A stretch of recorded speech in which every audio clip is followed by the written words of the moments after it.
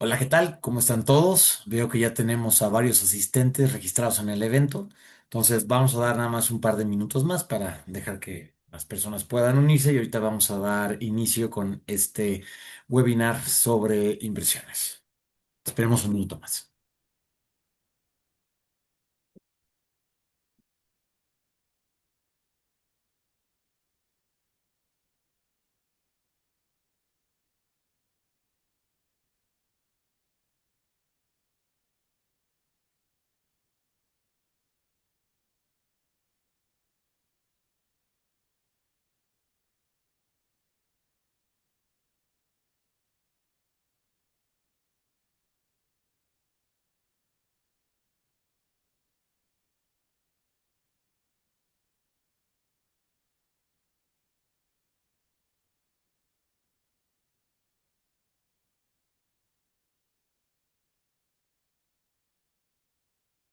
Perfecto, veo que ya se han conectado más personas, entonces vamos a dar inicio. Bienvenidos todos a este webinar que se llama El futuro de la protección financiera en América Latina, inversión, tecnología e innovación en seguros. Estoy viendo aquí entre los asistentes a muchos nombres conocidos. Bienvenidos miembros de la Asociación InsurTech México. Yo soy Oscar Garza, presidente de la Asociación InsurTech México, y en esta ocasión me va a tocar moderar este excelente panel que tenemos. Entonces voy a dar espacio para que nuestros compañeros puedan hacer su propia introducción. Las damas primero. María, por favor. Muchas gracias, Oscar, y buenos días a todos. Yo soy María Isabel Muñoz, soy parte del equipo de inversión de Mundi Ventures. Mundi es una firma española que lleva invirtiendo más de 10 años y lo relevante de la conversación es que tenemos una vertical dedicada a InsurTech, donde tenemos tres fondos, dos fondos globales de 100 y de 200 millones, donde nuestros principales inversionistas son aseguradoras de las más grandes en diferentes países a nivel global, como Generali, Mapfre, Momentum en Sudáfrica. Y acabamos de lanzar el primer fondo regional solo para Latinoamérica. Es para invertir en todo LATAM 100 millones, en InsurTech, HealthTech y FinTech, en series A y B principalmente. Y bueno, muy feliz de estar aquí con ustedes. Perfecto, pues muchísimas gracias, María. Continuamos con Mike Schaffer. Por favor, preséntate. Hola, buenos días a todos. Mi nombre es Mike. Soy originalmente de Alemania, pero llevo 11 años ya en México. Trabajé muchos años en el sector de seguros, por el lado de aseguradoras.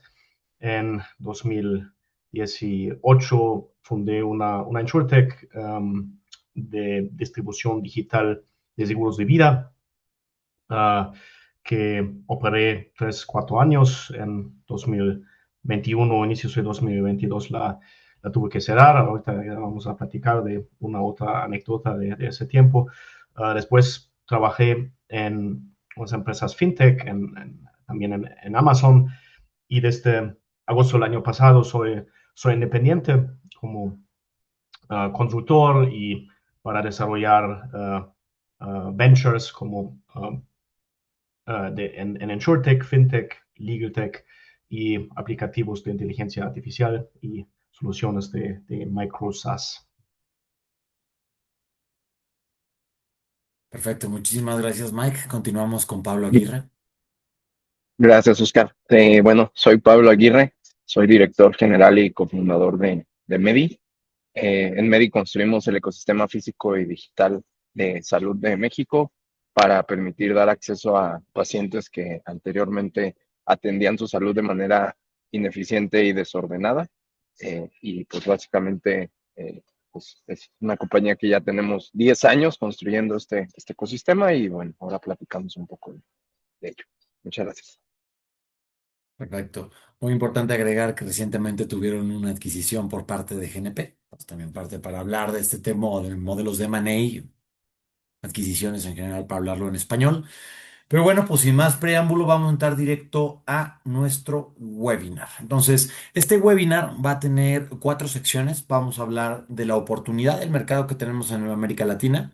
Después vamos a hablar de la distribución. después de la colaboración y vamos a terminar hablando sobre los exits o las salidas de las inversiones desde las tres perspectivas, ¿no? Que tenemos aquí en este panel.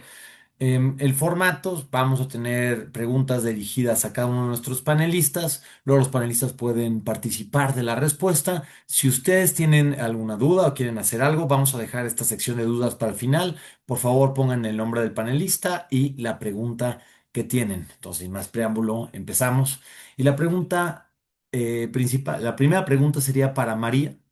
Entonces, ¿por qué InsurTech en América Latina? Acabas de mencionar que ustedes tienen el VC más grande fondeado para InsurTech en la región. ¿Cuál es la oportunidad que están viendo? Claro, Oscar. Bueno, por un lado, sabemos todos aquí, seguramente muchos de aquí tendrán datos más concretos que los míos, pero sabemos de la subpenetración que hay del seguro en Latinoamérica. Eso no es ninguna noticia para nadie. Sin embargo, creo que lo que sí es más relevante recientemente es que justo con la tecnología, la inteligencia artificial, y principalmente una de las tendencias más importantes que estamos viendo ahorita, que es Embedded Insurance, creemos que es un gran momento para la inversión en InsurTech en Latinoamérica. Y cuando digo InsurTech no me refiero únicamente a una empresa con una licencia de seguros que utiliza tecnología, sino toda la cadena del seguro, desde la distribución, la creación de producto, el manejo del producto, el claim management, en todos esos pasos de la cadena, ahora con todas las eficiencias que se pueden lograr, vuelve más flexible el diseño de producto, que luego vamos a hablar más a detalle de eso, pero al poder hacer un producto más eficiente, por ende puedes bajar el precio y por ende puedes captar un segmento de la población en Latinoamérica que está completamente desatendido. Entonces, viendo esos puntos específicamente de la situación del seguro en Latinoamérica, si le sumas que Latinoamérica es una de las regiones más atractivas actualmente para la inversión en general, por la combinación del crecimiento económico con el crecimiento en la población y la relativa estabilidad, es verdad que muchos players internacionales buscan a LATAM como un siguiente mercado de expansión. Entonces, cuando juntas esos dos factores, y Mundi siendo un fondo con una visión global de InsurTech, ya que nosotros venimos invirtiendo de forma global, principalmente en Europa, pero también en Estados Unidos y en Asia, tenemos una visión muy completa de la industria y de las tendencias y de la innovación. Entonces, creemos que juntando estos tres factores, pues el conocimiento que podemos traer respecto a lo que sucede en el resto del mundo, qué funcionó, qué no funcionó y las principales tendencias aplicados a la TAM, creemos que podemos ayudar a los emprendedores pues crecer y ayudar al final a la penetración del seguro, que es creo que lo que todos nos une esa misión en esta llamada. Eso sumado a que junto con nuestros inversionistas, que son aseguradoras, pues podemos meterle no solo el crecimiento global que mencionaba, sino también las necesidades que las mismas aseguradoras están viviendo. Entonces, nos gusta ver como que creamos un ecosistema win-win-win, ¿no? Win para el startup, win para la aseguradora y win para el usuario. Y Mundi se vuelve ese conector entre todos y es por eso que, porque Latinoamérica y la oportunidad, pues, se combina en todo lo que acabo de mencionar. Buenísimo, nada más para poner un poquito el punto sobre las IES, platicamos también un poquito de esta tesis que tienen. Mencionas que es serie A, B, entonces relativamente, bueno, no super early stage, pero relativamente temprano para las empresas. Tal vez ticket size, tal vez si son habilitadoras, distribuidoras, neoaseguradoras, ¿qué es lo que están pensando por ahí? Sí, bueno, justo en los fondos globales hicimos 4 inversiones en Latinoamérica y ahí fue como el primer pie. Y vimos que si bien no hacemos growth, le llamamos early growth a lo que hacemos, vemos que hay la mayoría de los fondos en Latinoamérica se enfocan en una pre-seed y seed Entonces, relativamente fácil y obviamente nunca es fácil. Nosotros también hacemos fundraising, sé que nunca es fácil, pero tienes más fondos haciendo inversiones entre 6 hasta 8 millones, ¿no? Que un fondo te podría poner un ticket de 1 o 2 y juntando diferentes fondos logras levantar tu seed, potencialmente tu A. Pero nosotros queremos venir a cubrir una etapa después donde vemos que ya no hay tantos fondos que te puedan poner, que lo que nosotros queremos es hacer un ticket promedio de 5 o 6 millones. Esto para una ronda de 15 20. Entonces es una etapa un poco después a lo que hemos visto. Hay menos fondos cubriendo este early growth en la región. Y respecto a las tesis ya más verticalizadas dentro de lo que llamamos InsurTech, es verdad que no tenemos ninguna restricción o ninguna regla en si hacemos esto o no hacemos esto. Podemos hacer tech enablers, podemos hacer MGAs, podemos hacer InsurTechs con licencia. Em, Nosotros lo que hemos visto como tendencia, tanto local como global, creo que por un lado se está dando mucho en la TAM, que estas las vemos un poco más early, el tema de climate, el tema de cyber y muy atado a esto el tema de parametric insurance. Entonces, en ese aspecto, por dar contexto, nosotros estamos invertidos en Parametrics, que es una empresa basada en Nueva York que hace downtime insurance. Entonces, en ese aspecto hacen coberturas por si se caen los sistemas, es la manera fácil de decirlo o la operación de un data center, por ejemplo. Entonces, como todo este nueva sección de seguros para tech, creemos que es una gran tendencia y lo empezamos a ver en la TAM. Lo mismo para los seguros paramétricos de clima. Nosotros estamos invertidos en Raincoat. Sé que con muchos he platicado sobre Suyana, que tiene una tecnología increíble. Y ves otras, por ejemplo, en África, que están queriendo entrar a Latinoamérica. También, pues es interesante cómo similares economías con similares problemas están tratando de atacar lo mismo. Está Vercor también de México. Y bueno, ahí ves otros nombres interesantes tratando de entrar a la región. Luego, eso por la parte como de emerging risk. Luego, la parte que también es muy interesante y que lo hemos hablado bastante es embedded insurance y es uno de mis temas favoritos. Conversaciones recientes hemos hablado de la importancia de poder, em, digamos, expandir la distribución del seguro y no simplemente depender del canal tradicional. Entonces, vemos empresas como 180 Seguros, como Bancar, como Climber, en donde plataformas como Mercado Libre lo utilizan para la distribución del seguro. Entonces, eh, hay aseguradoras y muchas varían en la sofisticación de sus sistemas, pero tampoco es ningún secreto que es normal que una aseguradora que normalmente llevará muchísimos años operando tenga pues un sistema que le cueste conectarse con una plataforma súper sofisticada, por ejemplo, por nombrar ADI en Colombia, ¿no? Un Buy Now Pay Later que tiene millones de usuarios. O mencionábamos Mercado Libre, podemos mencionar un Nubank, ¿no? Como sería uno de los referentes de la región. Entonces, que los dos se hablen es bastante complicado. En muchos casos es prácticamente imposible. Entonces necesitan los cables y la infraestructura por atrás, poder hacer una distribución pues más sofisticada y más tech savvy, ¿no?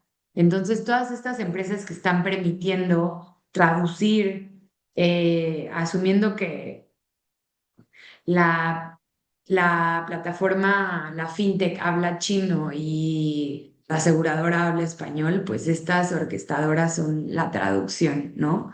En ese aspecto nosotros estamos invertidos, por ejemplo, en Voltec, que es una empresa basada en Singapur y que pues le ha ido increíble con toda la distribución de Embedded Insurance. Y eso ya lo empezamos a ver mucho en la TAM.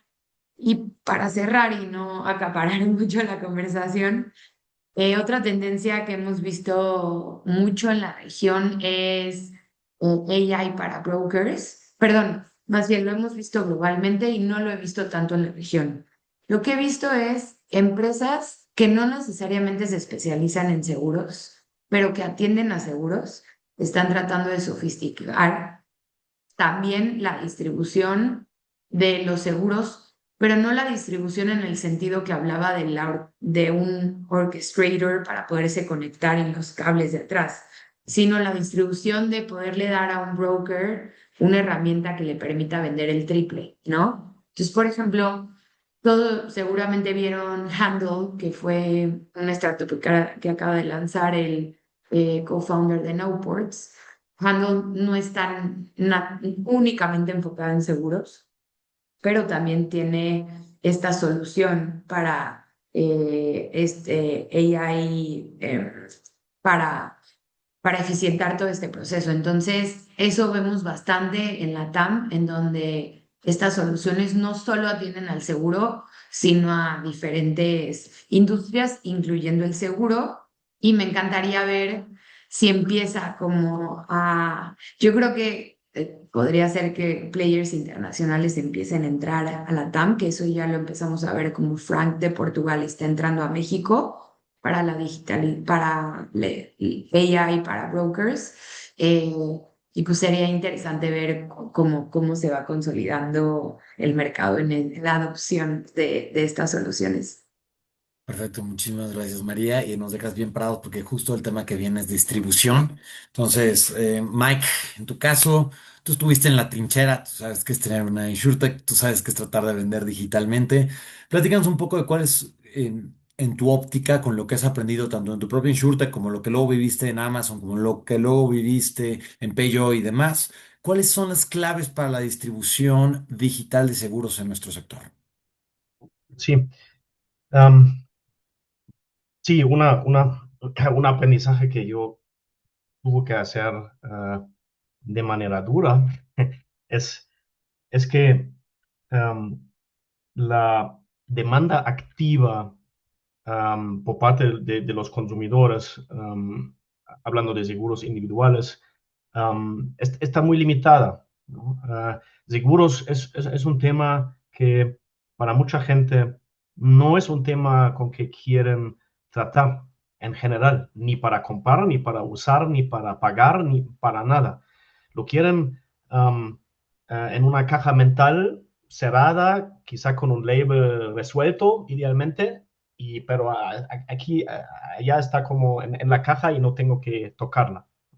Um, y por eso todavía, y creo que por años más, los canales tradicionales donde el consumidor en cierta manera delega la compra y la selección del producto y de la aseguradora a una persona, el agente de seguros, tiene su razón de ser. Y nuestra tesis de Mango Life, la InsurTech que yo fundé en 2018, fue que el segmento de consumidores que tengan demanda activa va a crecer, ¿no? Ya lo habíamos visto un poco en seguro de autos, ¿no? Ya estamos a un nivel donde distribución digital de seguro de autos tiene una parte interesante. Números exactos son difíciles porque la clasificación de los canales por parte de tanto la AMIS y el regulador es un poco raro, entonces, pero creo que hay ya un consenso que en seguro de autos la parte de demanda activa ya está, entonces nuestra tesis era va a crecer en seguros de vida también. Y, um, y obviamente sí hay, y estaba creciendo, pero a un nivel muy, muy bajo todavía. Estamos hablando de los años 18, 19. Hoy en día ya seguramente es ya un poco más alto, ¿no? ¿A qué nivel está actualmente? Pues no sé, no hemos tenido muchos jugadores en este nicho. No llegamos a un punto donde tuvimos como un hockey stick growth y tuvimos que aprenderlo. Uh, Hicimos unos pequeños pivots a más B2B2C, más hacia embedded, um, pero ya fue bastante tarde, para decirlo así. Y justamente cuando empezó la pandemia, que nos dio prácticamente un golpe que nunca sobrevivimos. Y en términos más generales, está la compra delegada, digamos, donde es más con una persona, el agente de seguros, que hace la asesoría, ve el mercado y le vende un seguro al consumidor. Está un segmento muy pequeño de demanda activa, pero creciendo. Y está todo el segmento de embedded insurance, donde yo creo que es una clave muy importante para InsurTech para resolver este dilema, ¿no? Porque en embedded, obviamente, hay un distribuidor, pero es el socio comercial que ya está vendiendo algo, el cliente ya está en un proceso de compra y solo es un checkbox adicional para agregar el seguro a la otra cosa que ya están comprando. Ha funcionado desde hace mucho tiempo, obviamente no es nada nuevo, ¿no? En seguros de viaje, por ejemplo, hemos tenido ese modelo de negocio prácticamente desde siempre, desde agencias de viaje offline, online, boletos de aviones, y ese modelo funciona, está comprobado, y yo creo que va a seguir funcionando en diferentes nuevos riesgos emergentes también. Bancas seguros en línea ahora tiene empujes desde hace algunos años, desde que los neobancos tienen el crecimiento. Hace unas semanas vimos la inversión de Allianz en Ualá, más de $100 millones, con ese propósito central de Allianz obteniendo acceso a este canal para embedded. Entonces, yo creo que es un canal muy válido. ¿Qué tanto hay oportunidades para InsurTech y nuevas empresas en el futuro? ¿Qué tanto ya está penetrado? ¿Qué tanto los brokers grandes tradicionales están entrando? Las aseguradoras, las propias aseguradoras están desarrollando sus equipos para tener sistemas más amigables. No sé, hay diferentes jugadores que se están moviendo y el canal está funcionando. Eso sí. Sí, perfecto. Ahora, justo habíamos hablado, ¿no? De la oportunidad que tiene el tema de Embedded. Lo mencionaste tú, también María nos había comentado un par de cosas sobre esta gran oportunidad, sobre todo con el tema de orquestación entre los nuevos canales de distribución y los cores que son muy legados, vamos a decirlo de esa forma tal vez un poquito más elegante, de las aseguradoras, por no decir que son COBOLs hechos en 1993. Pero bueno, bueno, así es como funciona la industria, ¿no? También hay otros retos, ¿no? Los retos de usabilidad dignos del mismo usuario. O sea, muchas veces pasa que el usuario al tener algo embedido ni siquiera sabe que lo tiene. Le pasa mucho, por ejemplo, a los consumidores que compran sus vuelos, sus viajes con su tarjeta de crédito, que tienen incluido el seguro de viaje y no están enterados. ¿Tú cuáles crees que son los retos para dar no solamente una correcta distribución, pero un correcto valor a lo que estamos distribuyendo, Mike?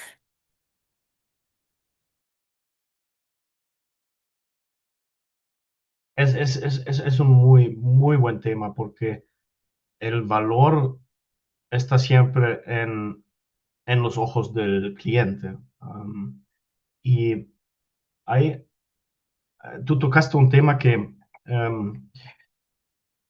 en donde hay modelos de negocio en donde se esconde el seguro dentro de algo más y se puede llamar embedded también y el cliente nunca lo vio. Tarjetas de crédito es un ejemplo. Um, Esos modelos yo personalmente veo más crítico, no por parte de los unit economics, esos son muy buenos de hecho, pero la ética me parece cuestionable de esos modelos, porque si el cliente quizás sí hizo un checkbox de algo, de un texto grande mezclado con los términos y condiciones de otra cosa y no vio que está comprando algo, eso es una falta de transparencia. Yo no lo veo, yo no lo veo muy ético, honestamente. El valor del producto siempre está en el ojo del cliente cuando el cliente decide intercambiar su dinero por un producto o servicio. Y en ese momento se comprueba el valor, bueno, por lo menos preliminarmente, ¿no? Está el momento de siniestro después, pero la primera prueba de valor es si el cliente lo compra o no. Y hay que ser transparentes sobre eso. Y uh, cuándo y en qué momentos el cliente decide eso o bajo cuáles condiciones. Si el cliente ve más valor en lo que compra que en retenerse con su dinero, ¿no? Eso es la respuesta purista economista, que es cierto. Entonces, si no podemos comunicar el valor y el cliente no ve el valor y no lo compra, es nuestra culpa porque no lo hemos diseñado bien o explicado bien. A veces confundimos los dos, ¿no? A veces decimos que hay que explicarlo mejor, pero quizá el cliente sí lo entendió y decidió no comprarlo porque pues, no lo quiere. Pues eso también es realidad a veces, ¿no? En, y en mercados emergentes es un patrón que está estudiado. Um, yo por casualidad, yo escribí mi tesis en la universidad sobre justamente ese tema, cómo se desarrolla la penetración de seguros en mercados emergentes en relación a otros factores. Y el factor con más correlación es el crecimiento de PIB por persona. Y hay variación entre países, pero en general el patrón es así. ¿Qué está atrás? Tienes que, eso es un poco de pirámide de Maslow, que si recuerdan, hay que cubrir primero las necesidades más abajo. Si alguien no puede pagar la colegiatura de los hijos, no va a comprar un seguro. Es así, ¿no? Entonces, primero hay que cubrir eso y después cubrir otras cosas más arriba en el pirámide. Tal vez lo podemos resumir como que nadie puede perder lo que no tiene, ¿verdad? Pero bueno, pasando de tema, creo que una de las cosas que mencionas también es el poder comunicar las cosas bien y esto también va de la mano mucho con el tema del trabajo en equipo.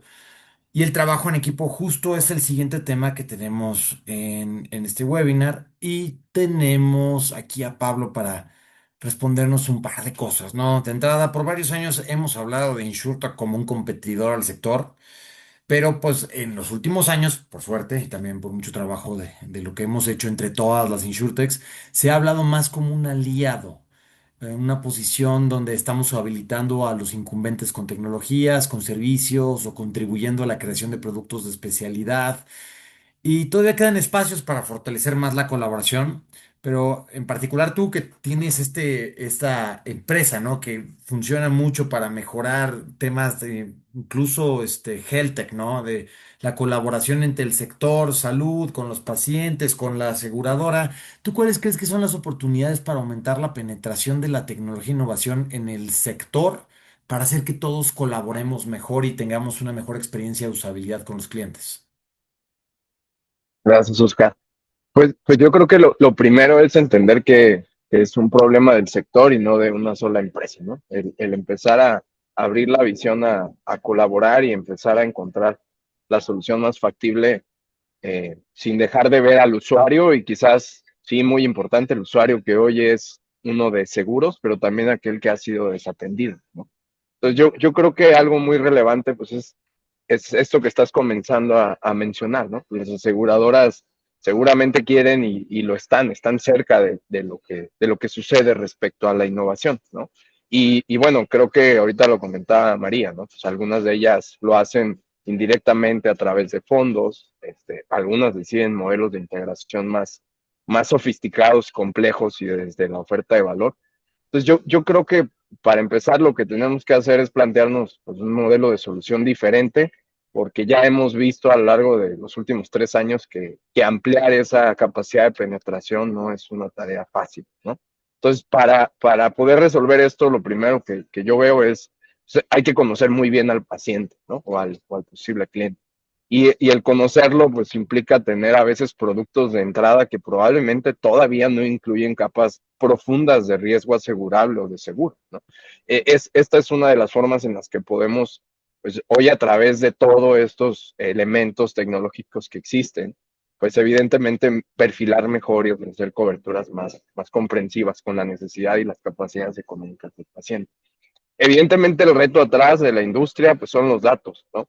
En el ecosistema, si hablamos por ejemplo del sector de salud, ¿no? O sea, hay demasiados datos regados en el ecosistema, ¿no? En distintos proveedores, en distintos sistemas público, privado.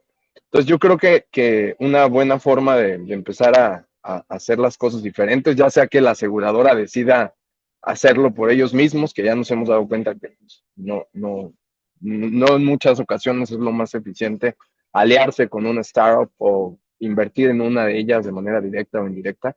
Pues yo creo que tiene que ser eso, ¿no? Las soluciones que hoy vemos en el mercado carecen de una capacidad de interoperabilidad sistémica, ¿no? Es decir, tenemos que ver cómo la mía se conecta a la de Mike y la de Mike se conecta a la tuya, ¿no?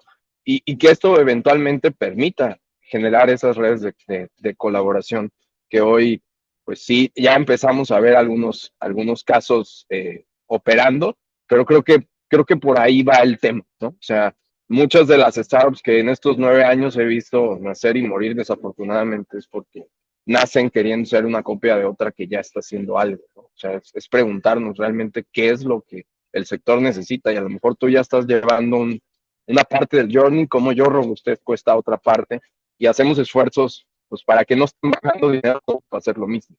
Entonces, un poquito yo creo que ese debe ser el driver para empezar a orientar todo, la visión de colaboración, el entender que tenemos que escuchar al paciente y el paciente desafortunadamente pues, viene de una poca cultura de seguro, entonces no nomás hay que explicarle bien lo que tiene, hay que recordárselo prácticamente todos los días, ¿no? Hay que hacer simulacros de uso, eso es algo muy relevante porque pues, desafortunadamente tenemos una cobertura que cuando nos sucede, pues no estamos en nuestros mejores momentos y a veces no sabemos ni cómo habilitarla, ¿no? Entonces, por ahí va un poquito. Sí, claro, y además también hay que recordar con esa empatía a nuestro usuario, ¿no? De pagar tarde es casi igual, es casi lo mismo que no pagar. Hace poco me estaba pasando con alguien que me pidió ayuda porque tenía un pequeño inmueble en Isla Mujeres, había pasado un huracán hace 5 años y la aseguradora no le había pagado. Entonces me dijo, ¿me puedes ayudar? Hablé con la aseguradora, vi que se podía hacer en buenos términos. Al final la aseguradora le terminó pagando, pero pues alguien que le paga 5 años tarde después de un huracán no es alguien que está feliz con que le hayas pagado, porque sienten que es más un tema de suerte o contactos o que me conocían a mí, yo conocía a X o Y persona. Y definitivamente así no debería ser, ¿no? La experiencia de usabilidad del producto debe estar en lo que espera el cliente, que es esencialmente, estoy enfermo, tengo un seguro de salud, me dan la atención que necesito tener. No necesariamente en qué magia negra creamos para, o cómo, qué palabras exactas tengo que poner en un formulario para que no me rechacen, luego me vaya a la conducir y resulta que siempre sí me iban a pagar después de 2 años de irme a pleito, ¿no? Entonces, creo que parte de esto está en tener la data bien estructurada, algo que yo creo que ustedes hacen fenomenal y ya llevan 10 años haciéndolo y además en un sector que es bastante complejito, porque no solo es nuestro sector de seguros, que pues con mucho cariño lo digo, tiene áreas de oportunidad, también es con el sector de hospital que sin mucho cariño lo digo, tiene áreas de oportunidad. Pero en los dos casos tienes el mismo problema de la data regada, desperdigada con una experiencia de usabilidad subóptima que con la tecnología podemos mejorar. Entonces, ahí, por ejemplo, ustedes acaban de recibir una adquisición, no sé si llama la adquisición, corrígeme si estoy poniendo palabras en la boca, pero parte de GNP, la aseguradora más grande del mercado. ¿Qué es exactamente lo que están viendo en esto que están haciendo que se volvió el tema de queremos entrar en este mercado con esta adquisición? Pues es yo creo que pues una señal importante del sector, ¿no? No es como tal una adquisición, obviamente se volvieron socios relevantes e importantes del negocio y hay un plan en conjunto para justo maximizar capacidad, ¿no? Es decir, pues creo que, como bien lo decías, ¿no? En toda la cadena de valor del seguro tradicional hay oportunidades de optimización, muchas de ellas alrededor de la experiencia del paciente, otras más técnicas, pero todas recaen en un buen proceso de conocer al paciente para poder, como bien lo dices, darle lo que él está este, por lo que está confiando en mi propuesta. Entonces, un poco lo que se está apostando hoy en el sector es evidentemente una estrategia macro para atraer al paciente que nunca ha tenido un seguro, ¿no? Claro. Y como lo hemos platicado, pues esto sí tiene que ver también con la distribución, con los productos masivos, etcétera, pero tiene que ver con cómo hago que el seguro, hablando de salud, tenga o sea uno de los que tenga una usabilidad más alta y esto no necesariamente se implique que el paciente está enfermo, se está sintiendo mal, ¿no? Entonces, ¿cómo construimos un producto que me ayude en el día a día, que me ayude a realmente sentir que lo que estoy pagando, aparte de que me va a proteger ante un caso de una enfermedad grave, un accidente, o todo lo que sabemos que es mayor, también me va a ayudar a resolver el día a día y cómo con esto también permito que el producto se adapte mejor a mí y que me recompense, ¿no? Por así decirlo. Entonces, esto evidentemente suena conceptual, pero pues es más de lo mismo, ¿no? Cómo le consolido toda la información al paciente, cómo le digo qué hacer para que mejore su salud, cómo lo motivo para que haga eso y que realmente disminuya un riesgo de un colectivo, cómo a la vez esto me permite diseñar coberturas que a lo mejor un paciente hoy no puede pagar un producto tradicional como el gasto médico mayor, pero a lo mejor sí puede pagar un indemnizatorio que va a operar con pago directo como si tuvieras un gasto médico mayor y te vas a despedir de pelearte con tabuladores o con médicos o productos que realmente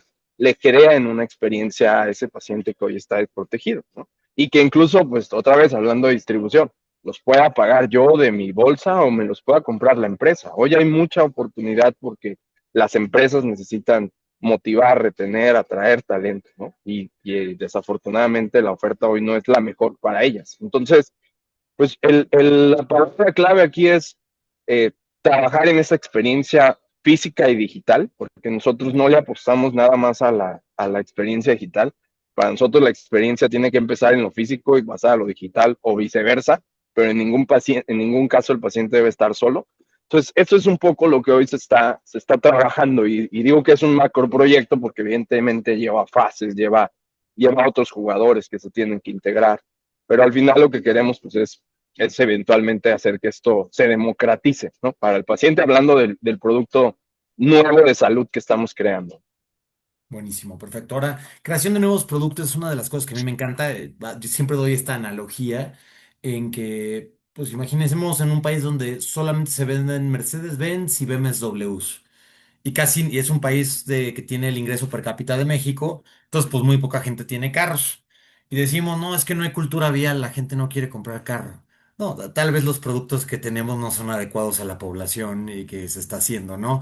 Ahora, para esto uno de los actores claros son las MGAs, Managing General Agents, por sus siglas en inglés, que en la figura mexicana podría ser como un agente mandatario, pero va un poquito más allá. Es la creación de un producto de nicho enfocados, un corralito, una facultad delegada de suscripción que le otorga la aseguradora a un actor para poder abarcar un nicho en específico. Aquí me gustaría hacer la pregunta para María Isabel. ¿Cómo ve tu Venture Capital, cómo ve Mundi Ventures este esquema? ¿Crees que sea la forma correcta de llegar a los nuevos nichos? ¿Crees que lo que necesitemos sean nuevos productos o tal vez mover de formas distintas lo que ya hay? Platícanos un poco de eso, María, por favor.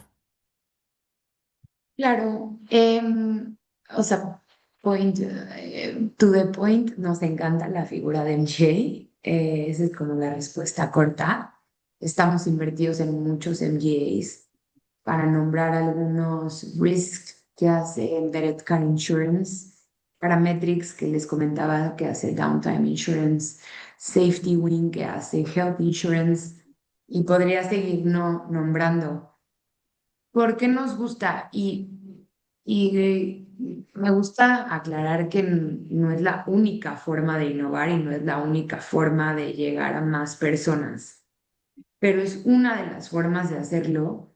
Y la razón por la que nos gusta, te diría que son tres, Oscar, y todos los aquí presentes. O sea, uno es más fácil de operar porque no tienes requerimientos de capital y no tienes el proceso de una licencia. Entonces, desde el punto de vista de un venture capital que está preocupado por la cantidad de dinero que vas a quemar, y la eficiencia de ese capital, pues obviamente un MGA es más fácil de fondear, ¿no? Esa es como una respuesta fría, por así decirlo. Luego, tiene más flexibilidad, ¿no? Hablabas con cariño de las aseguradoras, creo que todos aquí lo haríamos, pero es muy difícil para a una entidad tan grande crear nuevos productos y crear nuevos productos a ver si jalan y a ver si funcionan y si no, déjame le muevo el precio. Creo que es prácticamente imposible que, oye, hago pricing, saco un nuevo producto, no jaló y a los 3 meses le cambio el precio, pues no, no es como la forma que naturalmente operaría una aseguradora, pero sí lo puede hacer un MGA de forma muchísimo más sencilla. Entonces, si nuestro principal objetivo es llegar a más personas y de alguna forma estoy tratando de llegar a personas que nunca han tenido un seguro, pues sí tiene cierta exploración, ¿no? Un factor de exploración. Entonces el MGA es una figura mucho más flexible para poder innovar y para poder explorar. Y finalmente también otra de las razones por las que nos gusta es porque al final es una forma muy clara de trabajar en equipo con una aseguradora y con una reaseguradora. Entonces, Mundi como conector entre startups y aseguradoras, pues claro que nos encanta de decirle, oye, ¿qué estás haciendo? Venga, Risk, te presento a Generali para que te dé Capacity para tu nuevo producto de Car Insurance en Alemania, ¿no? Entonces, de nuevo, este win-win circle de que hablábamos se da relativamente fácil con un MGA. Entonces, creo que por todas estas razones, tanto financieras como estratégicas, como de network, es que es una figura que nos gusta bastante y que nos encantaría ver más en Latinoamérica. Ahí va, hay varias, pero sin duda lo comparas con Europa y Estados Unidos, que es impresionante, pues obviamente el porcentaje es mínimo, o sea, no es ni el 5%.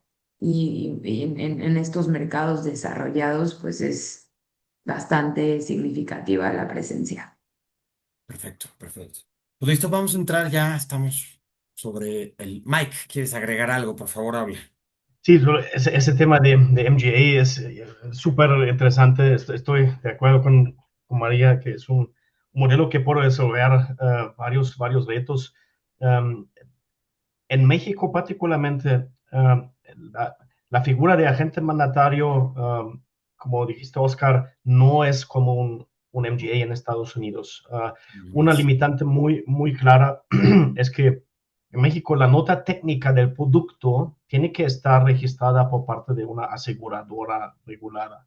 No hay como, no hay manera de hacerlo diferente. El producto tiene que estar por lo menos en el ojo del regulador, tiene que venir de la aseguradora, de ninguna otra entidad.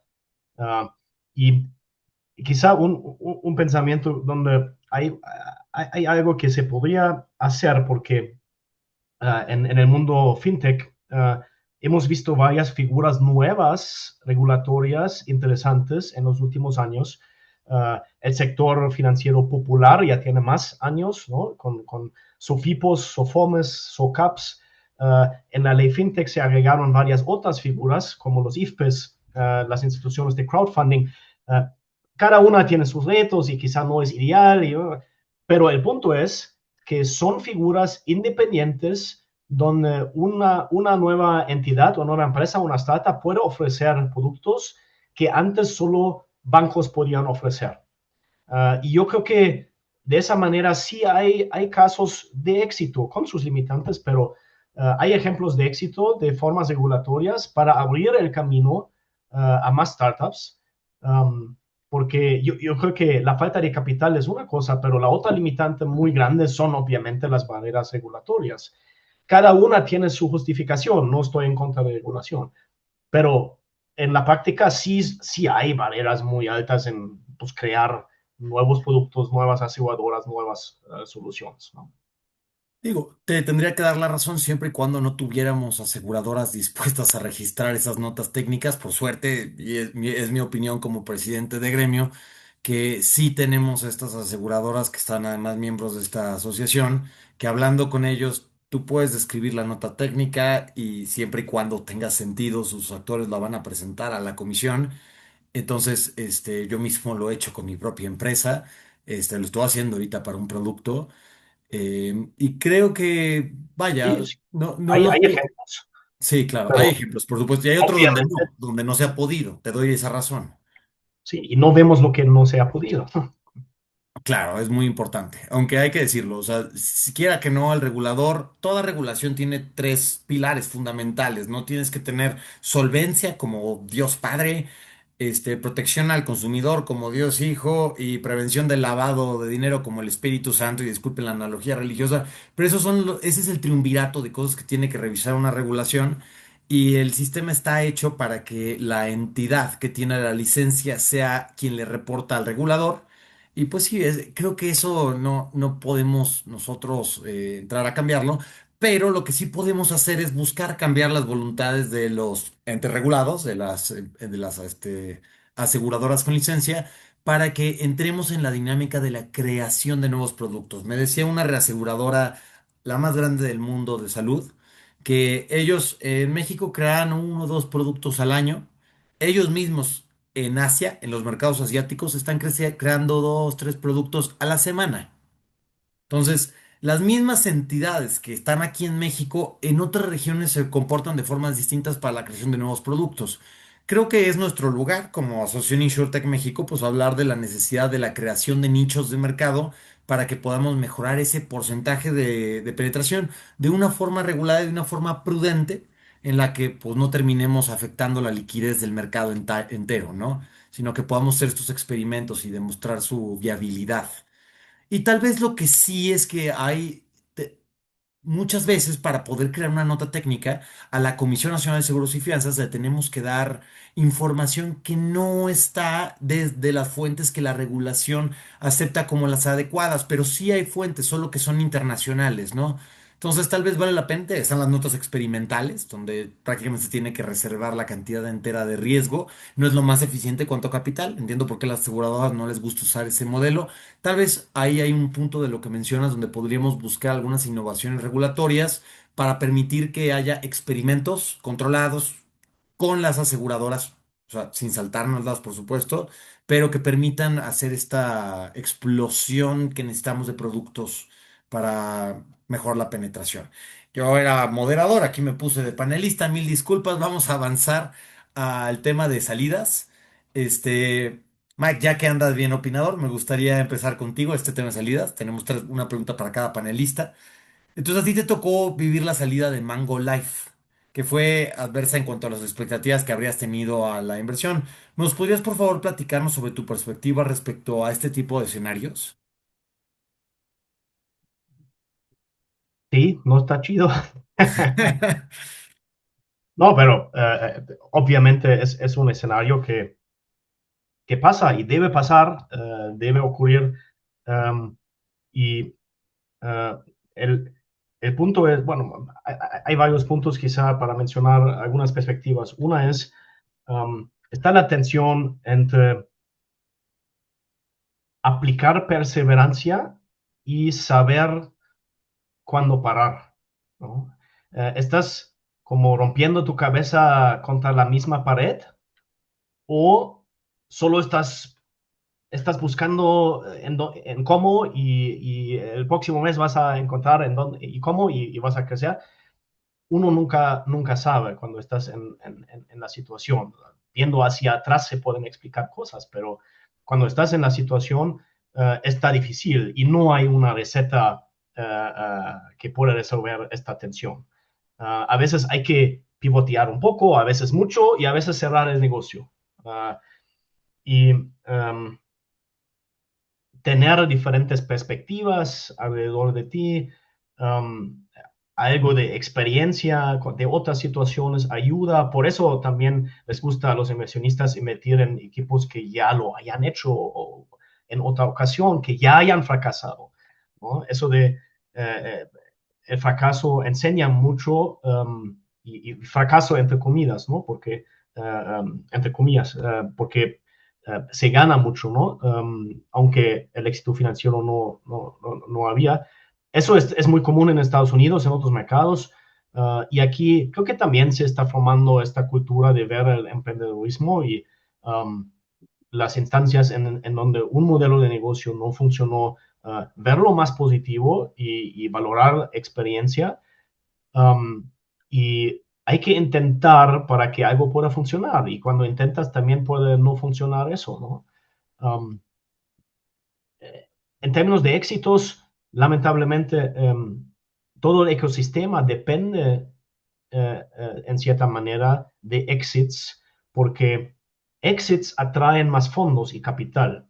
Sin exits, el capital es muy arriesgado. Entonces, pues los que sí lo hacen ya, pues hay que aplaudir mucho porque el riesgo, y seguramente María en las conversaciones con tus LPs has tenido esas preguntas, ¿no? Pero ¿en dónde están los exits y los ejemplos? ¿Cómo vamos a tener los IPOs y los casos de M&A que no había? No había. Sí, aquí allá hubo algo, pero en la escala que necesitamos para atraer más inversión todavía no está y los necesitamos. Entonces, todos tenemos un interés que haya exits um, y todos tenemos un interés de ver de manera positiva los que han intentado y que han fracasado, porque esos son que después intentan otra vez. Si matamos a todos que tienen algo que no funciona, pues vamos a desmotivar los nuevos emprendedores. Claro, por supuesto. Ahora, por suerte, ya empieza a haber incipiencias de Manéis. Entonces, ahora nos toca hablar justo con Pablo. Tú acabas de vivir un proceso, dijimos, nuestra adquisición, acabas de incluir en tu sociedad a una aseguradora muy grande con una inversión relevante. Entonces, ¿crees que esto es una opción viable para los emprendedores o crees que viviste una excepción? ¿Esto es algo que estás rompiendo hielo para el resto de nosotros o crees que fue algo excepcional? No, Oscar, yo creo que es un camino muy válido, ¿no? O sea, evidentemente hay muchos elementos que se tienen que coordinar, como el timing, la necesidad y el plan estratégico de las compañías de seguros. Como decíamos hace un momento, pues hay aseguradoras que están muy abiertas a integrar esto de manera horizontal o vertical en sus ofertas de valor. Hay algunas otras que pues, a lo mejor todavía no tanto. Pero yo creo que sí, definitivamente es un camino, ¿no? O sea, no necesariamente nuestras empresas están construidas para desfalcar, tumbar o tronar a una aseguradora. El mercado es muy grande, ¿no? Habrá también startups que digan, bueno, yo lo hago diferente, yo no vendo con agentes, yo la. Pero yo creo que es un camino y un poco lo que hoy estamos viendo, pues es una señal interesante de madurez en el ecosistema, ¿no? Un signo de que eventualmente, y otra vez voy a hablar de salud porque es en donde yo estoy, ¿no? Pero Por salud supuesto. es un sector en donde los retornos, las cosas para que sucedan, pues sí, tienes que esperar 5, 6, 10 años para que pasen, ¿no? Es un sector que camina más lento por regulaciones arriba de las de seguros, cosas de este tipo, pero creo que es un buen camino. No es para todos, ¿no? Y te lo digo porque el combinar una cultura súper ágil, súper innovadora, que puede pivotear de un día a otro de 180 grados con una cultura corporativa de una compañía de seguros que les cuesta trabajo mover un pie, es un reto cultural relevante, ¿no? Y entonces ahí aparecen otro tipo de retos, ¿no? Que Claro. evidentemente también hay que estar en el entendimiento si es el camino que alguno de las startups, emprendimientos que hoy existen, pues, ese lo busca como un fin, ¿no? Pero creo que en definitiva es un signo de madurez y otra vez yo pienso, es mi forma de ver el tema de la solución, pues que si estamos abiertos a esas colaboraciones, si hay genuinamente el interés de hacerlo, se puede lograr precisamente. Entonces, ese es mi comentario. Perfecto. Pues siempre va a ser un reto hacer nadar a las ballenas con los delfines, pero los dos nadan en el mismo mar, ¿no? Entonces, para concluir, acá que quiero cerrar con broche de oro con María.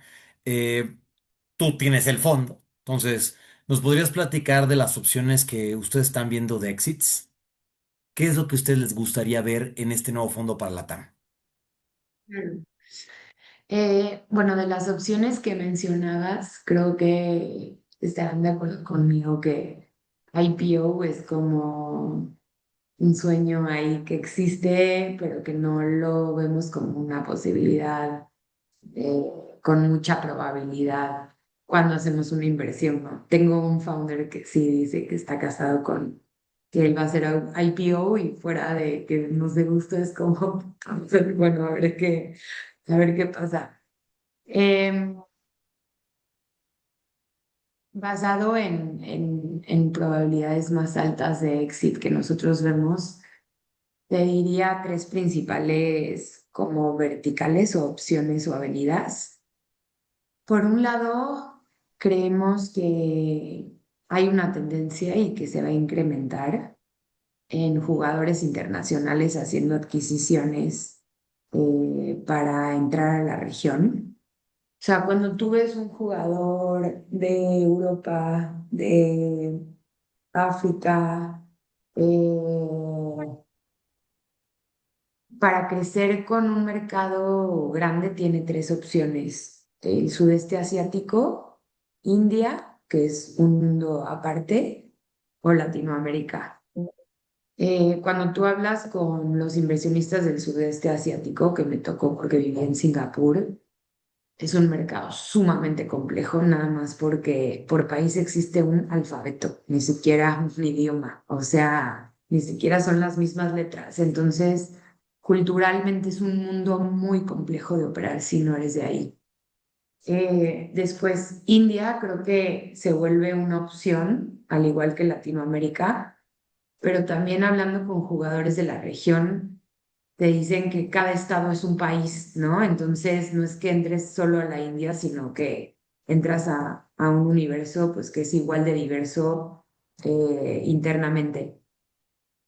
Y lo que hemos visto es que de alguna forma es o India o Latinoamérica y ya habrá diferentes factores, ¿no? Tanto el tema cultural como el tema económico, como el tema de tamaño, como el tema de adaptabilidad.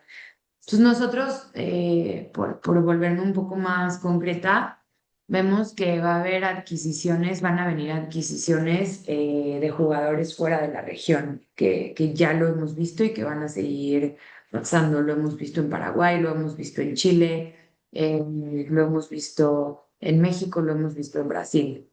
Entonces, por un lado, te diría que InsurTechs con una gran base de usuarios, con un producto sticky, ¿no? O sea, con una membresía, con un seguro, se vuelve muy atractivo para un jugador que quiere entrar a la región.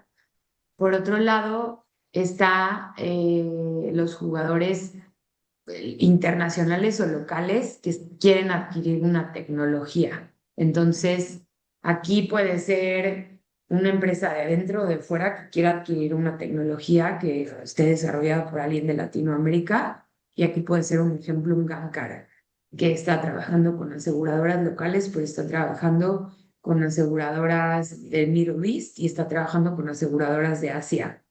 Entonces, se vuelve muy amplio el universo de potenciales compradores que quisieran adaptar y privatizar o ganarse la exclusividad de esta tecnología. Y te diría que una tercera avenida es un poco la consolidación. Cuando sigan naciendo más insurtechs, que claramente es algo que va, o sea, una tendencia que ya empezó y que obviamente le estamos apostando a que va a incrementar, pensaría que también va a haber una consolidación como lo hemos visto en las fintechs, que empiezan fintech nos lleva 10 15 años con un Nubank, con un Clara, con un Ualá, con todos estos players que ya están en una serie C+, en donde tienen ya la capacidad económica para hacer una adquisición, empiezan a consolidar, ya sea porque es una herramienta que utilizan dentro de su cadena, o ya sea porque son jugadores más chiquitos, pero pueden ayudarlos a entrar a un nuevo país dentro de la región. Entonces creo que esas tres son las principales avenidas de exits que nosotros vemos. Perfecto. Entonces, principalmente M&A es lo fuerte con un extraño sueño hacia IPOs. Los que no estén familiarizados con las siglas, M&A es Mergers. fusiones y adquisiciones en español. Merch. IPO es oferta pública abierta, o sea, vender en un stock exchange. No, híjole, ¿por qué hablamos en inglés? Qué horror. Pero bueno, aquí estamos. Pues listo, pues muchas gracias, María. Entonces ya estamos ahorita sobre el tiempo, tal cual. Si tienen alguna última pregunta y nos pueden robar, les podemos robar unos minutos más a nuestros panelistas. Pueden escribir ahora su pregunta, escríbanla en 20 segundos o callen para siempre. Bueno, obviamente pueden contactar a los panelistas, ¿no? Pero son todos miembros de la asociación.